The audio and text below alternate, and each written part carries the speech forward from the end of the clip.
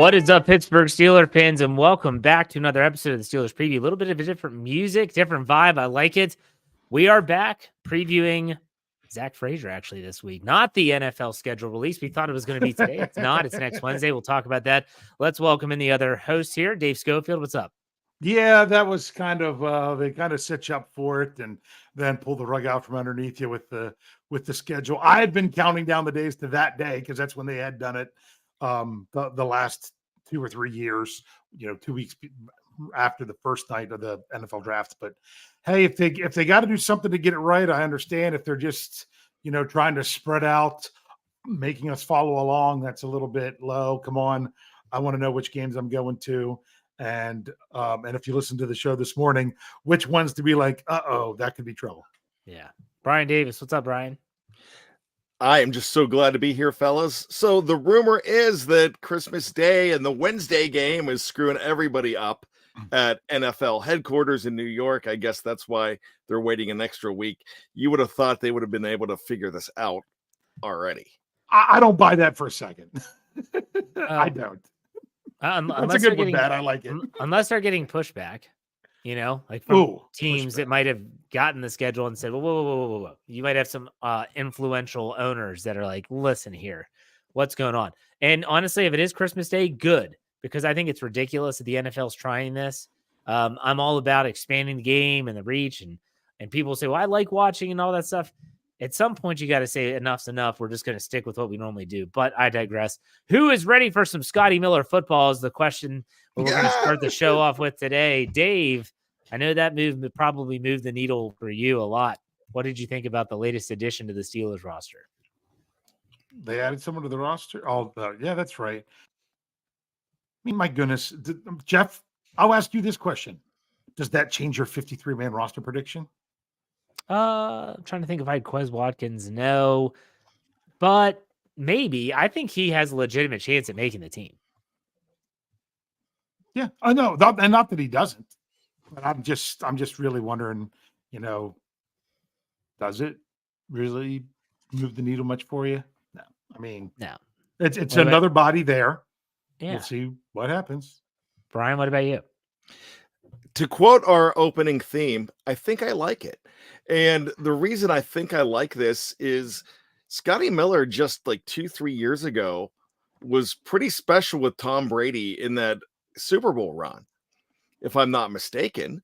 And I feel like he could be one of those guys that could really, be that fifth starter. When I say fifth starter, I'm talking baseball. That guy that you get every once in a while, you get a win out of, and he's reliable enough. So as a wide receiver, I definitely like this move.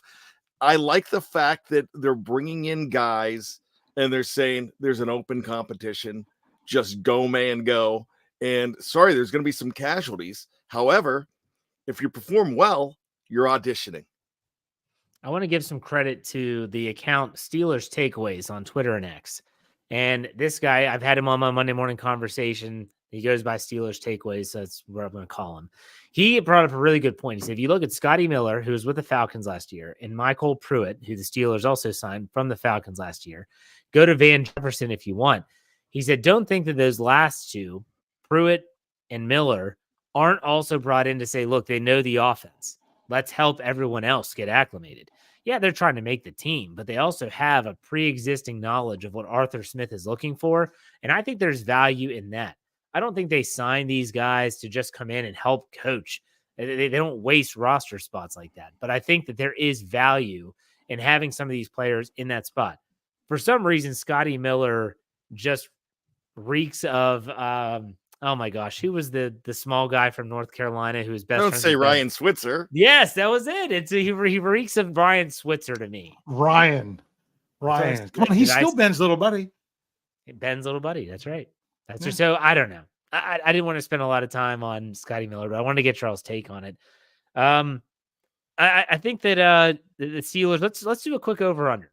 Let's do 1.5. The number of let's hear it. I'm trying to think out of it because I don't think it's gonna be. Let's do 1.5 free agent wide receiver signed between now and training camp. 1.5 over under. Between now and during training camp. Gotcha. Well, I mean, there could be one after this weekend. Maybe there's someone, right? Because that would still count, right? If someone, Well, I guess it would have to be a rookie tryout yes. person. Yeah. So I guess technically, yeah. So you're saying free agent? but- You said free agent wide receivers? Is what you said? Yeah. Yeah. Okay. Oh, All right, so wide just- receivers. If it's No, just wide receivers, then I'm taking the under and I'll take one Okay. before Okay. training camp starts. Brian? I'm going to take the under, but I'm also going to say I think there's still a possibility of a trade. Yeah. Well, I was going to do trade next. Okay. Oh, so that wouldn't include a trade? No, the free agent's a Oh, free agent. You just okay. sign him because I you- just was thinking. for of it instance, was they there. signed Okay. Scotty Miller as a free agent. A Then trade. I feel would even mean- better about that. Yeah. Okay. Now, I was going to set the line at 0.5 for that one and say, what would you think about a trade for, let's say, just wide receivers for now? Before training camp. Yep. I'm taking the under there too. You don't think they're going to make a trade? I think they could perhaps. I mean, they made a lot of trades between the last preseason game and the 53-man cutdown last year. So maybe something happens there where they're not just sellers, they're also buyers. All right. What about you, Brian? There's a part of me that really thinks that after June 1st deal with DK Metcalf is a possibility for the Pittsburgh Steelers. So I know Dave just gave the look and the nod and the not the snarl but the scrunchy face at me, but that's a possibility. They keep on saying that when I say the buzz out there is something big's afoot. So if something big is afoot and it has to be after June 1st, well, yeah, so I'll take the over. Dave, for all the people out there that might not know, and honestly refresh my memory, what would a post-June trade do? Like, so everyone's talking okay. about that. So Yeah, like I get June that. 1st, I know the June 1st designation. Like, I understand that. So players going to be released, but they're not released until post-June because what are the implications there? Well, think about this. This is also what happened when Stephon Tuitt retired. I said, because I remember on Scobro show was the 31st. I'm like, I'm kind of nervous about tomorrow. I'm worried that there's something going on with Stephon Tuitt. Boom, and it happened. One of those I'm like, man, I wish I didn't get right. But bottom line is, if there's only 1 year left on a player's deal, it doesn't matter. There's no benefit for June 1st. What the June 1st deadline does is play guaranteed money, meaning, well, maybe not even that. Like the prorated signing bonus and those sort of things. Like a player has X amount of, well, I guess it would be any kind of guaranteed money that's left on their contract. If you release that player before June 1st, all of it comes due this year, all of it. If it's after June 1st, if you have multiple years with the prorated bonus left and things of that nature, you only have to take this year's on for this year, and then you have to take the rest of it on next year. So in other words, you're not stuck with huge dead cap hits that could even be more than what a player's salary would have been if you have to release them that late in the summer because of extenuating circumstances. It's basically spreading the cap hit out into next year rather than have to take it all this year. If you recall, when Drew Brees was going to retire, he had a huge dead money hit coming, but he also had a big salary. Well, they renegotiated his salary down to the minimum, and then he waited until June 1st to retire so the Saints could spread out his money. You're like, well, why'd they bother knocking down his salary? Because he was still counting all that money counted up until June 1st, which is, if his salary would have been that's what it would have been. So they knocked down his contract, his actual money. Don't pay him anything more. It's just, it's just pretend numbers that you're moving around in order to then, because he had multiple years left on his deal, even if they were void years, it doesn't matter. They could spread that out over 2 years rather than have to take it all on at one time. So what would be the benefit of Seattle? Okay. I got it So for with you. DK Metcalf, what would be the benefit to Seattle to say we're going to wait till after June? Okay, so it would be if it was before June 1st, he would have a dead money hit if he were to be traded of $15 million. Okay. Okay. $15 million is what they would have to take, and they would have to take it all now. Well, his cap number is $24 million. But if you take it after June 1st, it's only $7.5 million because he's under contract through 2025, and it would be half this year and half next year. So the Steelers would be picking that up. No, it's money he's already been paid. It's Okay. the prorated signing bonus that. All right. So Seattle would be able to stretch it out over 2 years. The money's already in his pocket. It's been there since, I guess, 2022 when he signed this contract. So therefore, he's already been paid. It's just when does it count on the books? So by waiting till June 1st, rather than it all count, all of what's left of that counting in 2024, it would be spread out to where the rest of it wouldn't be due until the 2025 money. Yeah. And beyond, if there would have been beyond, wouldn't have been due until 2025. That makes sense now. Thank you for the explanation there. So we'll see how the Steelers manipulate things here in the coming weeks. But I do want to talk about this weekend is rookie minicamp. It's the first time we'll see the 7 drafted players, the 5 undrafted signed free agents, and a whole bunch of rookie tryouts at the UPMC Rooney Sports Complex on the South Side. Bryan, is there anything in particular you're looking for coming out of rookie minicamp this weekend? I'm going to say no. And here's a reason I'm going to say no. This is going to sound crazy, but last year, rookie minicamp, guy was 2 days in rookie minicamp, and you started hearing people throw around that Broderick Jones, he struggled, and he's a bust. All I care is that these guys show up and get acclimated, and I don't want to hear a description of what they look like in rookie minicamp, because the 3 of us here were very critical of anybody that was calling Broderick Jones a bust after 2 days of rookie minicamp. It was absolutely ridiculous to hear that. And, it's still, they're in shorts. They're coming in. I just want them to get to know the facility, get to know, the people around them, get to know the coaches. I do like the fact that we had reports of certain coaches working with position coaches, working with their players and teaching and doing some things like that. But no, all I care for rookie minicamp is they show up. Yeah. Dave, anything you're looking for in particular?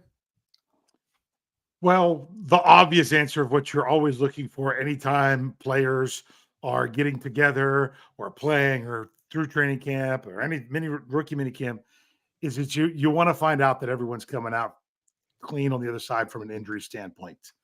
My goodness, we don't need another Senquez Golden. Yeah. I can never get his last name. Golson, right. You're right. Yeah. His first year, that was rookie mini camp when he got hurt, if I recall correctly.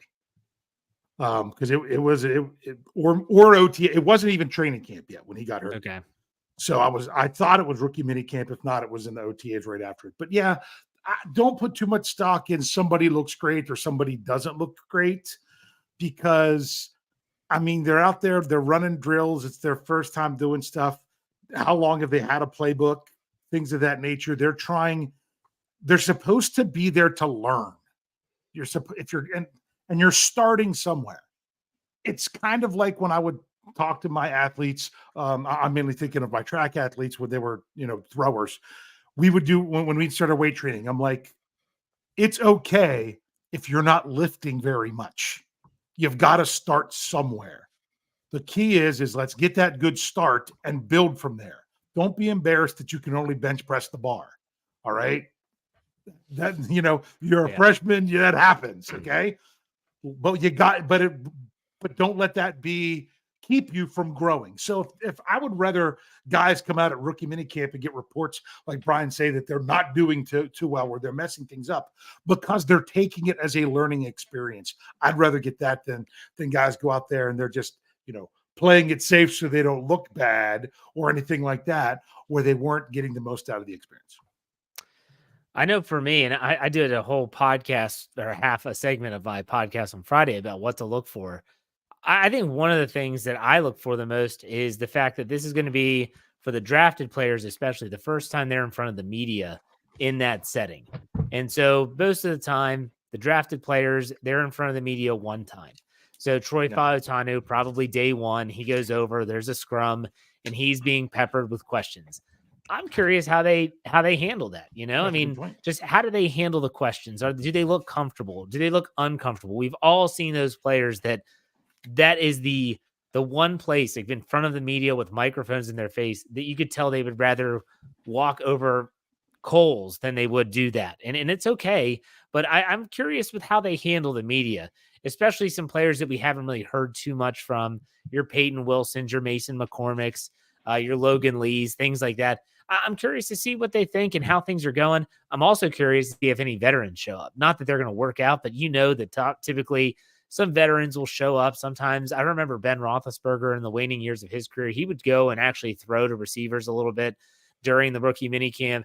I'm sure Russell Wilson will be there. I guarantee you. Mr. Unlimited will be there with his sunglasses on, at least kissing babies and shaking hands and doing all that stuff. So we'll see what that looks like. Anything else, Bryan, that you're looking forward to or not looking forward to from rookie minicamp? Yeah, I just well, here's the thing. We know the numbers, so if I'm looking for anything else, I'm looking to see who is an invitee that turns some heads and could be a guy like Duck Hodges or Tuzar Skipper that we talk about for a while and are excited about. I know we're not going to get Sean Stevens, Joey Porter's cousin. I know we're not going to see him as a Pittsburgh Steeler because he already went to a rookie minicamp in Philadelphia and he signed. And I know a lot of people were excited about the possibility of him coming here, but that's what happens when you don't draft the guy. You have an opportunity to go ahead and miss them. Yeah. Hey, or Bryan, sign him as an undrafted free agent. They could have done exactly. That. Yeah. Bryan, you saw the jersey numbers. You used to do an article predicting that. Were there any surprises for you? Yeah, they were weird. I was thinking about this. I didn't have time to put together an article because they mentioned Peyton Wilson right away with 41. Now I know he wore number 11, so I that kind of surprised me though. I did not think that he was going to get 41.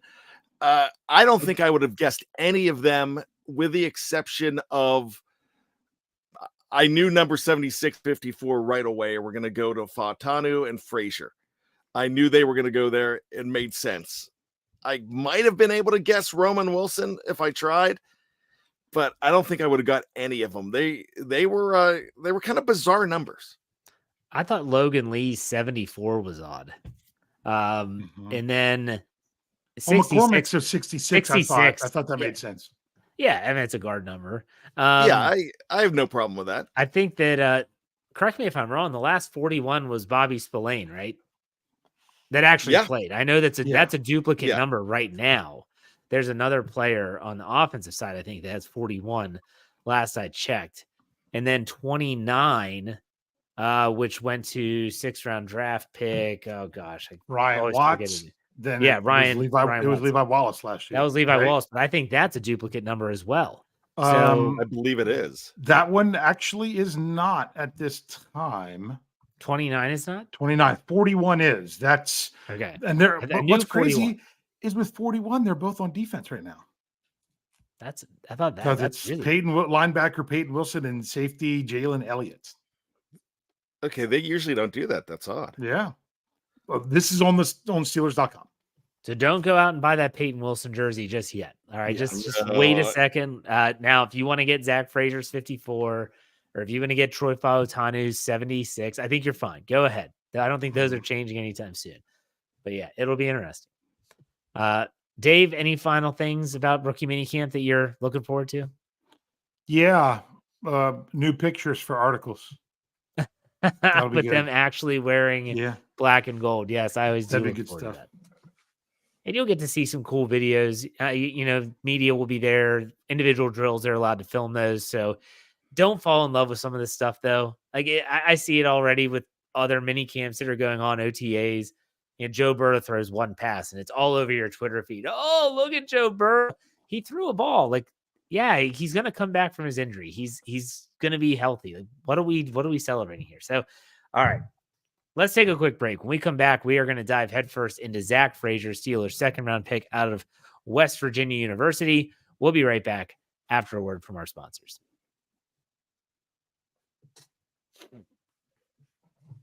All right, Steeler fans, we are back.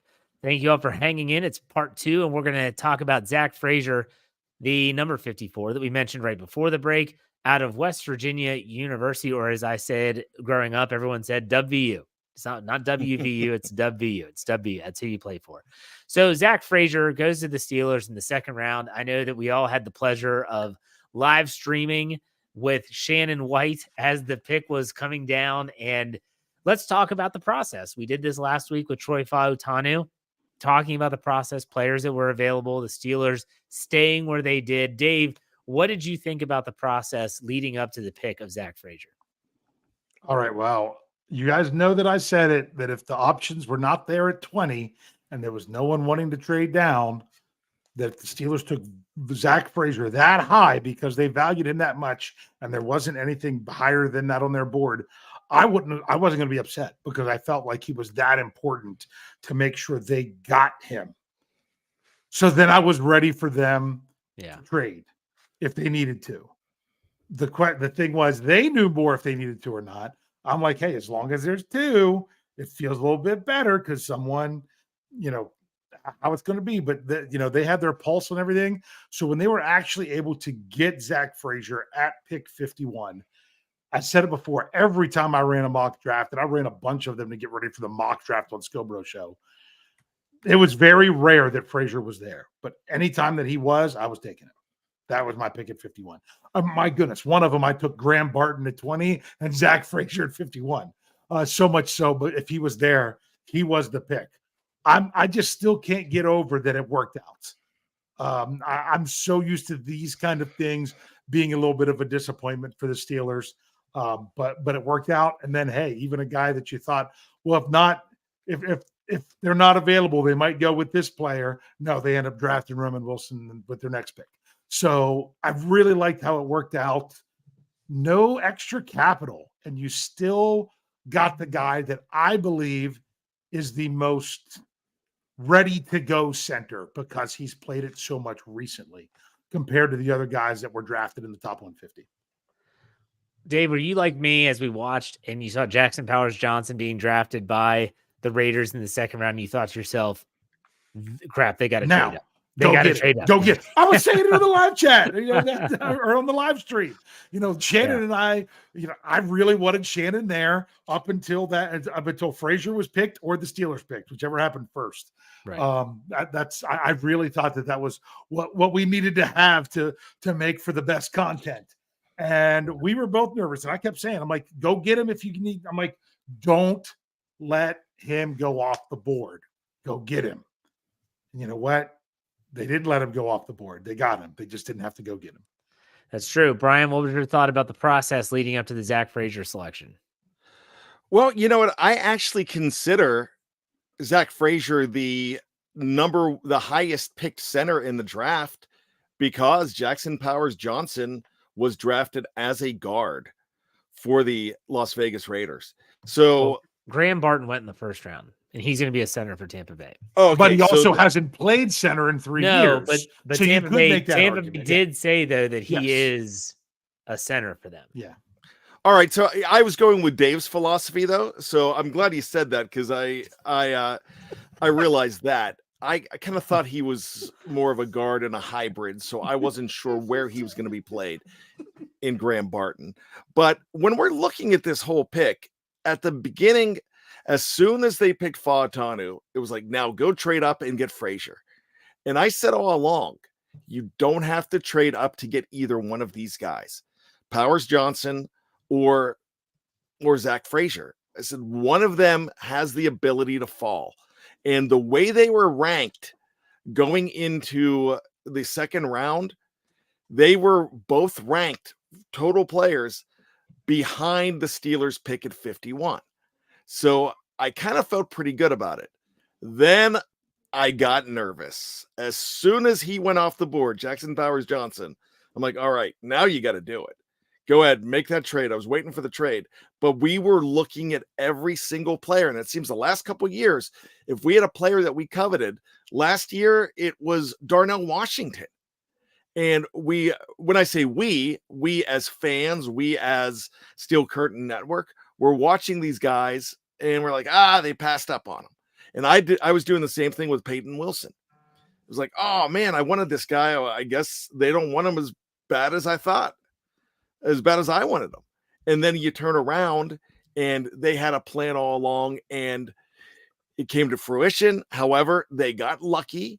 But I think as it went, they realized from their intel, and they have a lot of intel, that they were going to be able to get away with it at the end. But I know he had to, when I say he, Omar Khan had to have been on the phone. Just say, all right, if it looks like we're going to have to make a deal, what do we have to do? So they had those plans in place, but they got away with it. But I was nervous. I was actually so nervous for it. One, because I was watching Shannon and I was loving it. And I've got a connection to West Virginia University because I had season tickets for about 4 or 5 years. I was there in the Pat McAfee days. I remember him as a freshman. So I have a love for West Virginia University. And so I was liking the whole Frazier thing. I did not want them to take him with the 20th pick. But I agreed with Dave that if this is who you covet and you do it at 20, just get the guy you want. But everything worked out fine, and you've got 2-for-1 special. Yeah. I mean, I think that when you look at the centers that went, so Graham Barton goes in round 1 to Tampa Bay, but like Dave said, he hasn't played center since he was a freshman at Duke. He played almost his whole career at left tackle. And so they're going to transition him to center. That's going to take time. Then you look at Jackson Powers Johnson going to the Raiders, but then you find out the Raiders are playing him at guard. 1 year at center, just his last year. Jackson Powers Johnson. Yeah, that was his early year. So the Raiders are going to use him at guard. And so then you look at Zack Frazier, and this dude has done nothing but start at center. The Steelers got the best, the most NFL ready center in the draft, in my opinion. Well, does he have the highest ceiling? Maybe not. But I think he's the most NFL ready center. This is not your Kendrick Green, who's played his whole career at Illinois at guard, except for maybe 4 games. And then you're like, hey, we're going to want you to be the starting center for Ben Roethlisberger's last year of your career. What do you think about that kid? Like, that's not okay. And so the Steelers went a different route. And I think they went a good route. I'm not just saying Zack Frazier was the pick because he has experience. I'm saying it's because I think he's ready. I think he is that guy. Dave, you were grimacing. Yeah. What's up? Well, first of all, what Bryan said, both of these guys were ranked below where the Steelers picked. That depends on where you were looking. Because I looked at multiple places that had Powers Johnson around 30 and Zack Frazier around 40. So that's what made me nervous. Bryan, what used to be my go-to one was CBS. I never looked at him at all, this whole pre-draft thing. So I don't even know what those were. That I think you mentioned that's where they were. But and that's what I was looking at. Yes, absolutely. So the thing is where it depends on your source. But those sources don't matter. All that matters is what NFL teams want.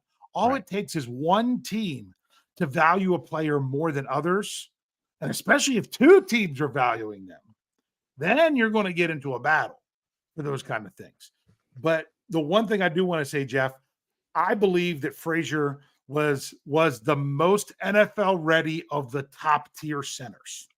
There was one other player that I could say maybe was more NFL ready, just wasn't as a high of a caliber, and that was Van Pran Granger.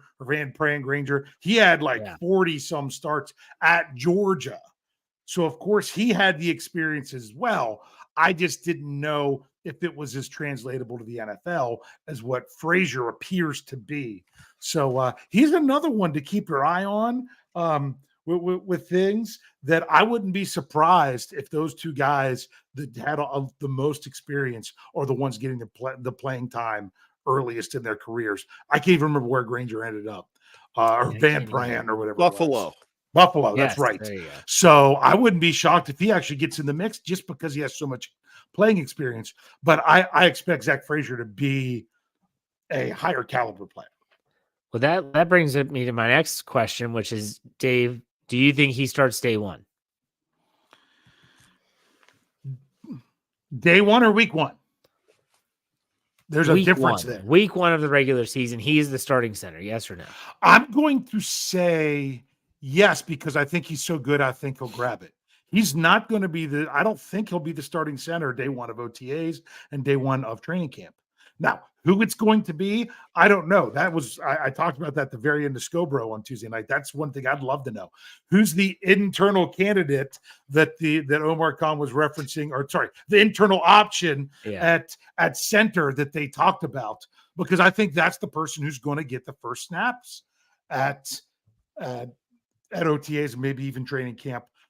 But I also think that Frazier is going to show himself to be such a good option. That's my hope and my desire. But just like I said back in 2021, it was 2021, right? Yeah.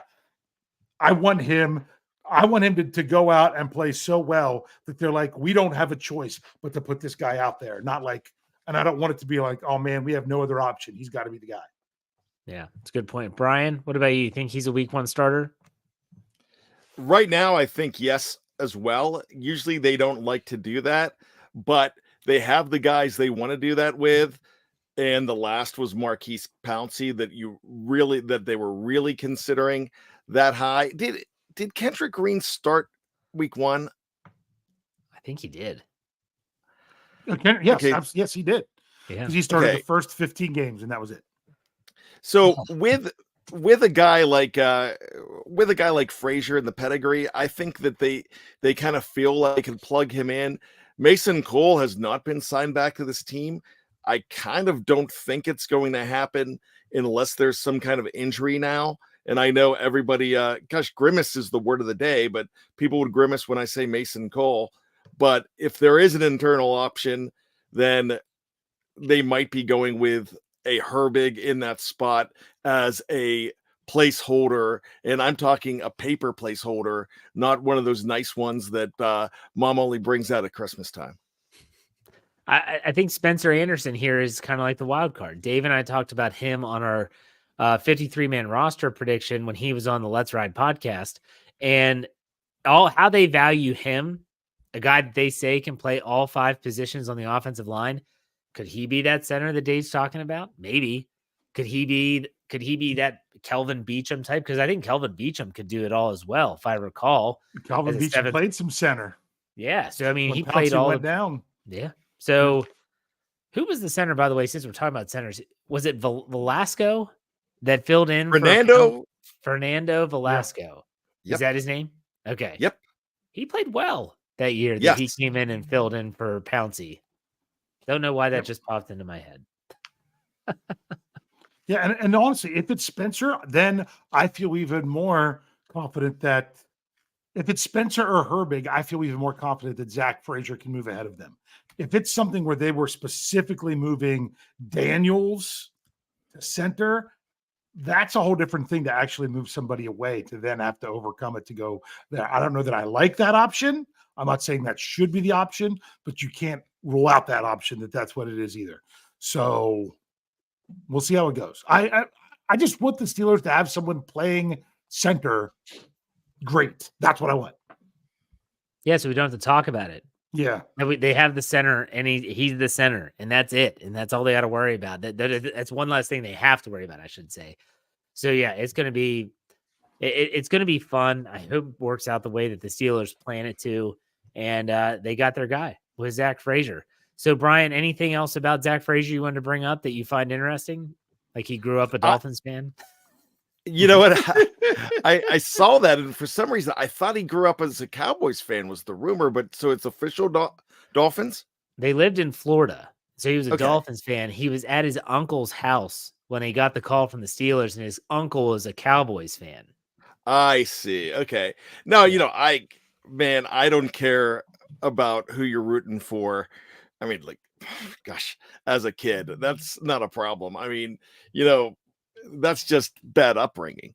But as far as everything else goes, sorry, the dolphin thing I thought was funny as bad upbringing, but no, I mean he'll learn the ways of the force now. And I'm just gonna say this: I loved the video of his mom, uh, happy about his son becoming a Pittsburgh Steeler.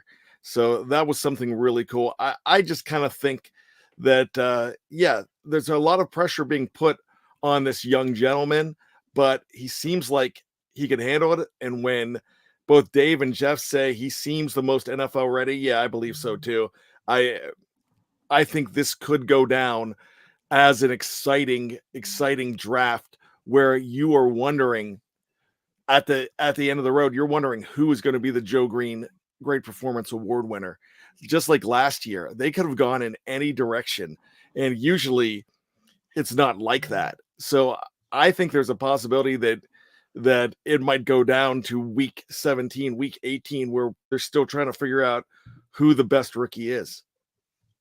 Dave, anything final on Zach Frazier? Yeah, like I said, you can't have it be the plan that he's your starter coming in, but you could have it in the back of your mind that he can be the guy that it's not going to take an overwhelming amount of stuff to happen for him to earn it. So, and I would like to see him earn it.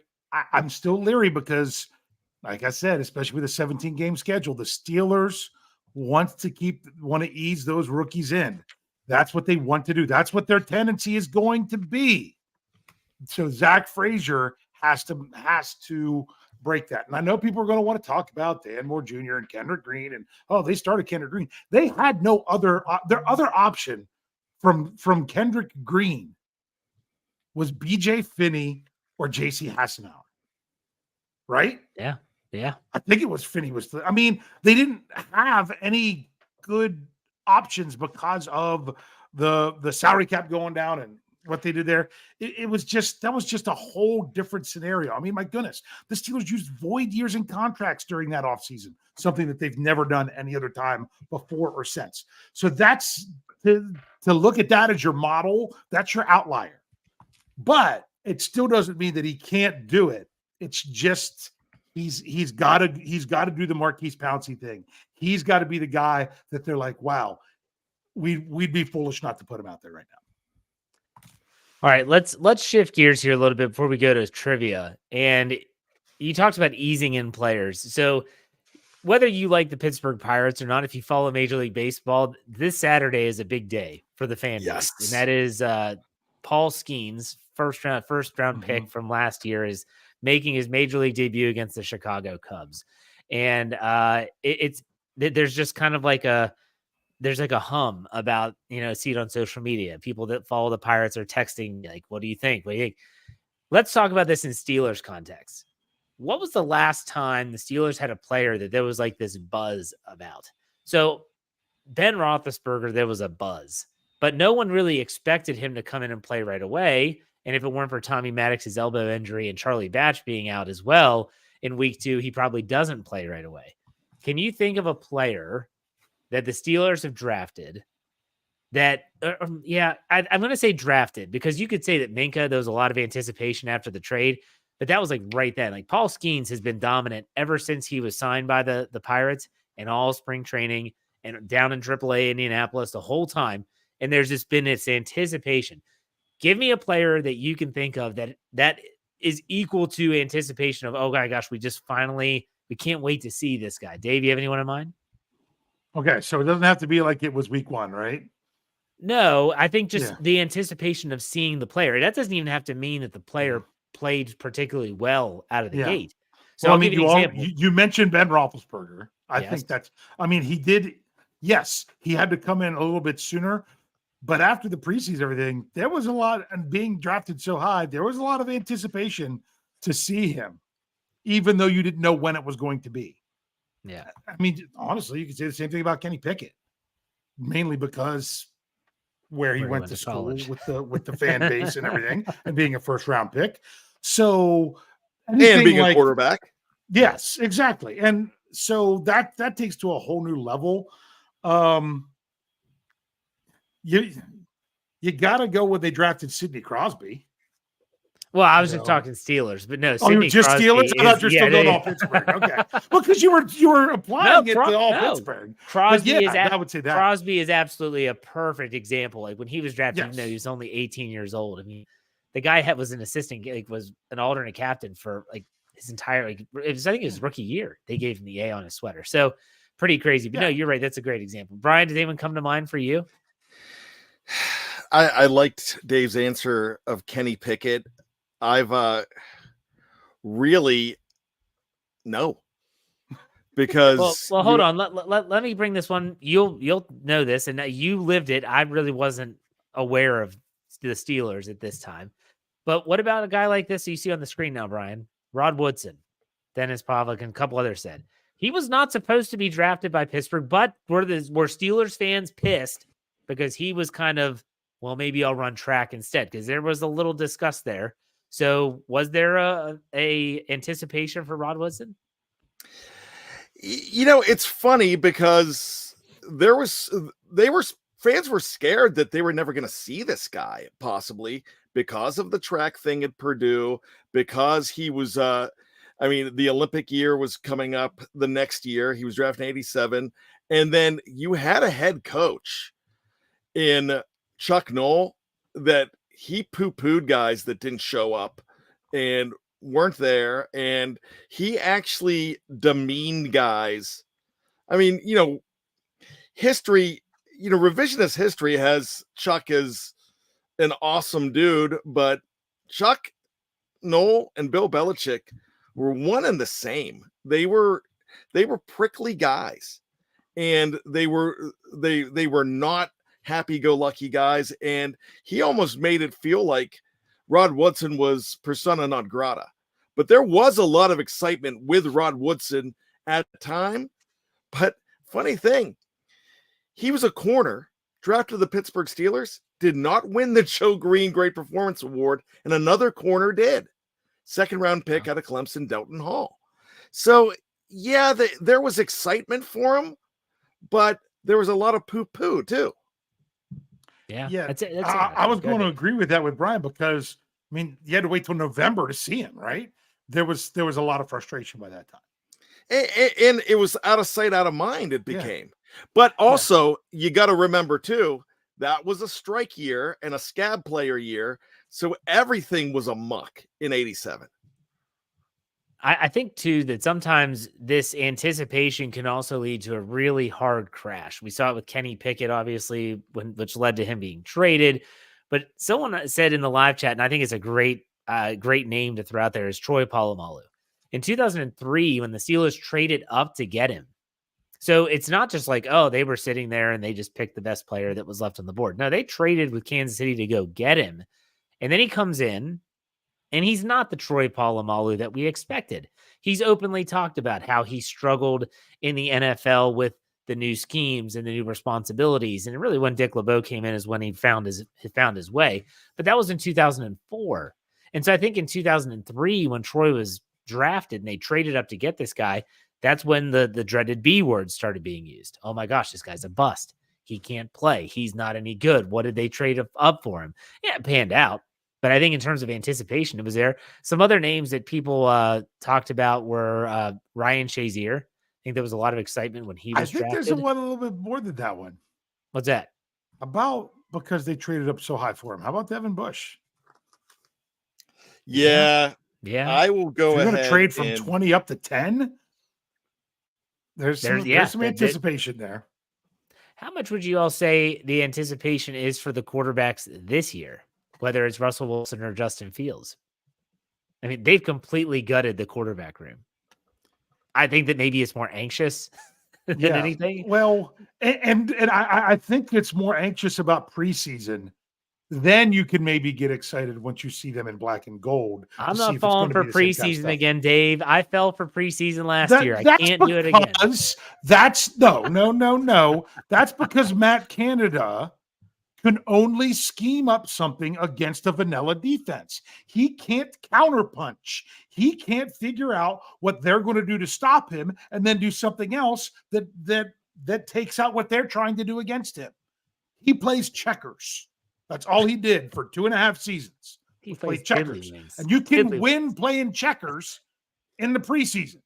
I don't think we're going to. It's going to be a little bit different. But at the same, my point is actually seeing them. Hey, in black and gold, are they going to show anything like what we've seen before? Yeah, it's interesting. If he played Brian. checkers, what did Randy Feetner play? I think Randy Feetner was better than Matt Canada, by the I way. do too. I do too. You know, well, what did I call Feetner? What did we call that? Randy Land. Randy Land. There it was. I knew it was something land. It was like The worst amusement park ever.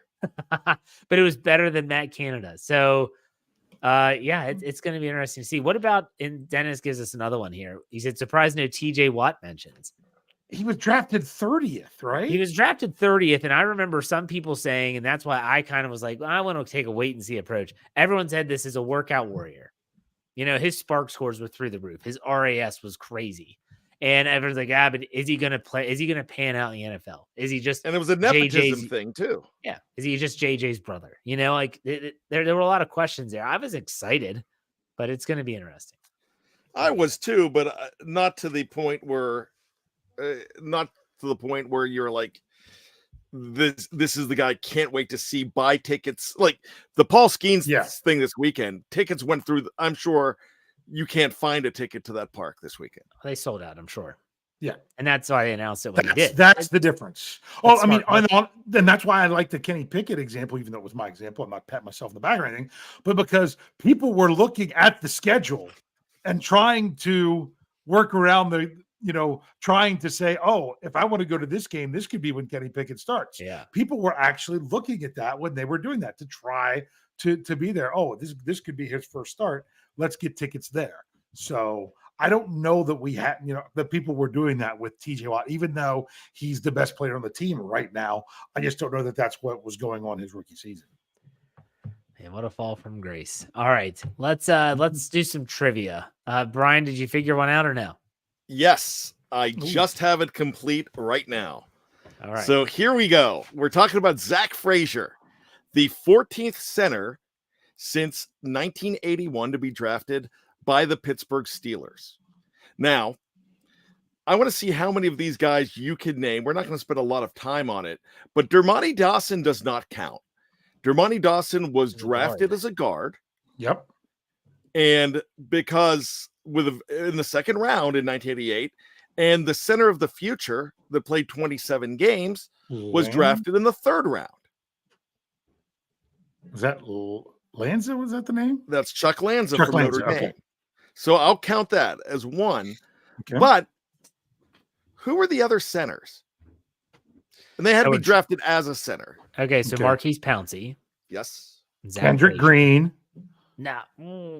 He was drafted as a center. You're right. So he counts. Yeah. Okay. Yeah.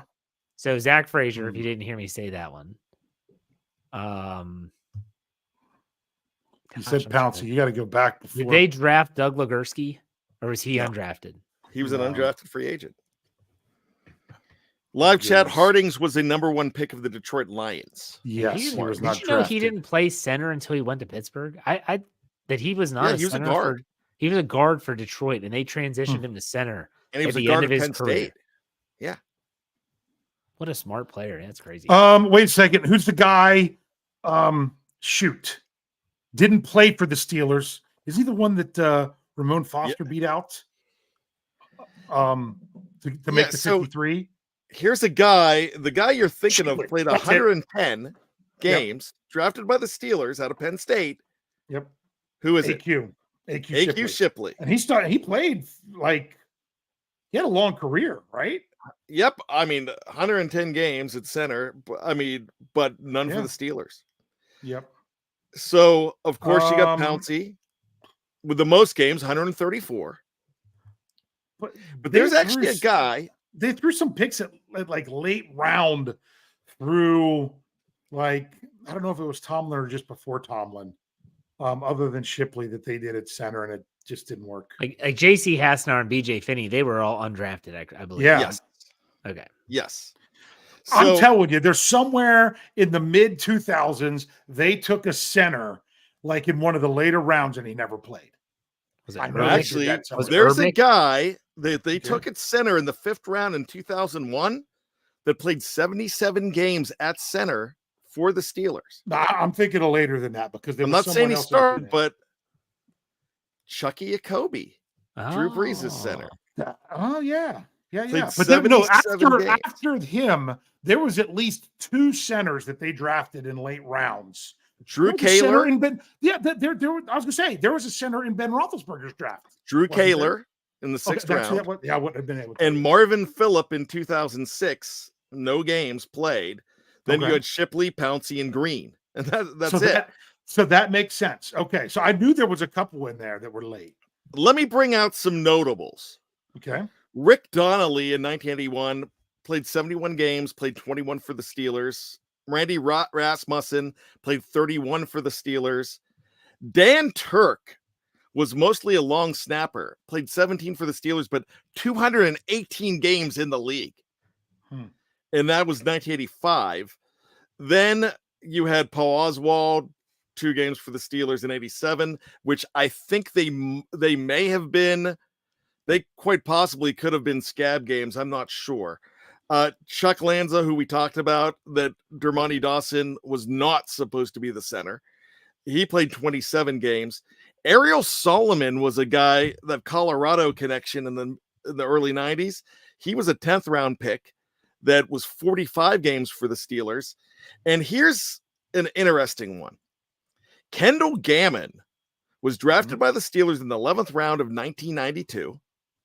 And he played 234 games, mostly as a long snapper, but 64 as a long snapper for the Pittsburgh Steelers. He was drafted as a center, but ended up being a long snapper in the league. Wait a second. Kendall Gammon. Why does that name sound familiar?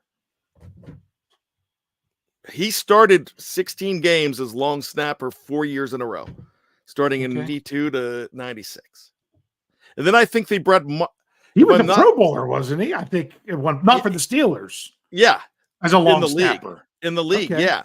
And then Mike Schneck beat him out, I believe, and or he succeeded him in 96 or 97.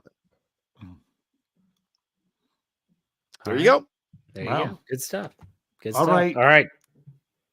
I have some trivia that maybe we'll see if one Jefferson Bartholomew Hartman can have a shot at this.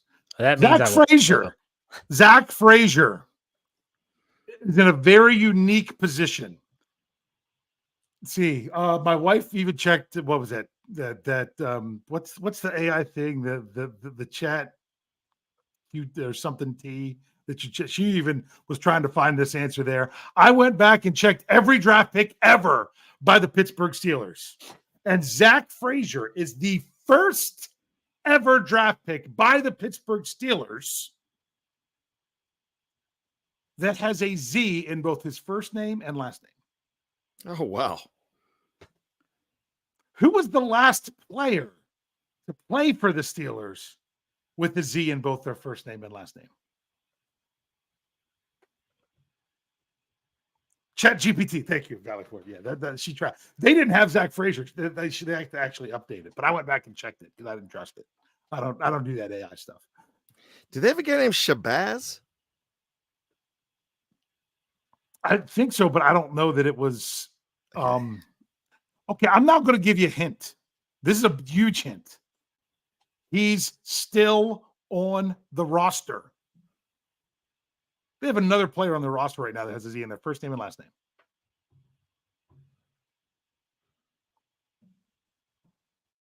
Oh my goodness.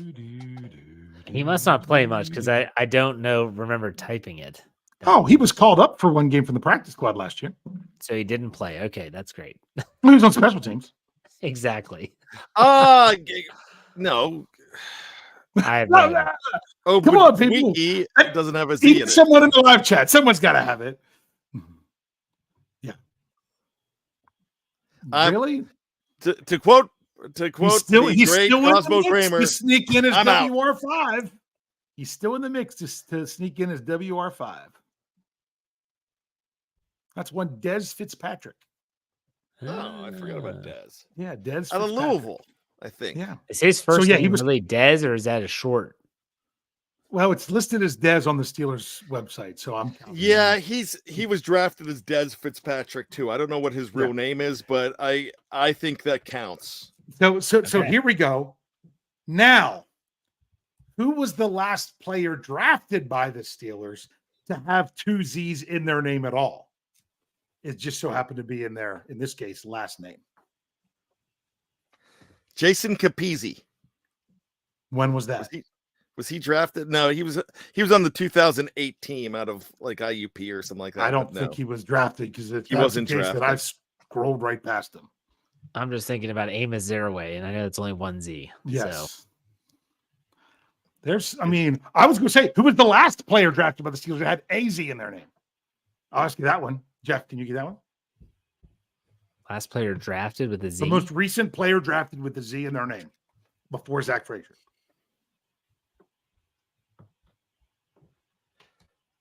I'm still going to ask the other question still, but yeah. Most recently drafted. Come on. Come on. Still in the league. Not with the Steelers, thanks to KP8.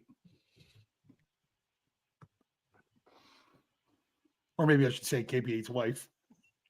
Oh, Zach Gentry. Oh, you went there. Yeah.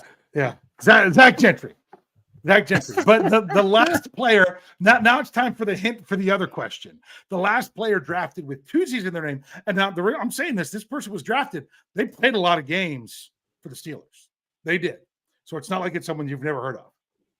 But they were drafted by the Steelers in the same draft that someone on the Pittsburgh Steelers coaching staff was drafted by the Steelers.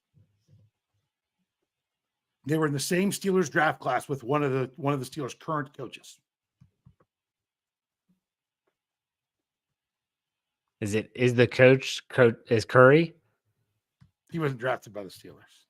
Oh no, I thought you said that he was drafted. No, in he the was same drafted. draft There's a coach on the Steelers coaching staff that was drafted by the Steelers.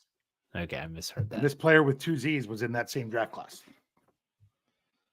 Does anyone even in the live chat know what coach on the Steelers staff was drafted by the Steelers?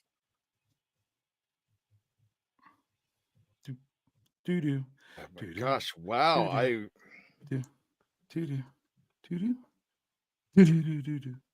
To quote Cosmo Kramer, why don't you just tell us who it is? You don't know what member of the coaching staff was drafted by the Steelers? Didn't play for him, but drafted by him. Drafted higher than this other player, Carl Dunbar. Yeah, I thought Dunbar played. He played in the NFL. I don't think he actually played any games for the Steelers. But yeah, he was. And what year was he drafted, Bryan? 88. No. Or 90? 90 or 88. He was drafted in 90, and someone else that was drafted after him in 90. Oh, may he rest in peace. Games. May he rest in peace. That is correct. Justin Strelzik. Justin Strelzik was the last player drafted by the Steelers with two Z's in their name. Okay, now I've got to look up Carl Dunbar because I played in 93 for New Orleans and for Arizona in 94 and 95. Okay. Did not play for the Steelers. All right. Carmichael Mackenzie Dunbar II. And Justin Strelzik was featured in the movie Concussion as well. Yeah, they would have him on the B94 morning show at times. Yeah, and he would go with Bubba to watch movies and then critique them. Yeah, he was a good dude. I think he went watch like My Best Friend's Wedding with Bubba and had to critique it. CTE got him. That was a tragic accident. Yeah. Yes, it was. All right. That's good trivia. Good stuff, Yeah, both you guys. That. All right, Bryan, let's do some final thoughts. Go ahead.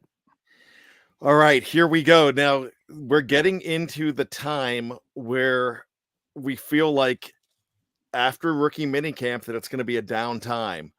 But with Omar Khan, with Andy Weidel, with Sheldon White, with guys like this in your front office, with Mike Tomlin, even with Art Rooney, at this point, you can't take a day off because there's going to be a day in the next week, the next 2 weeks, where there's significant Steeler news.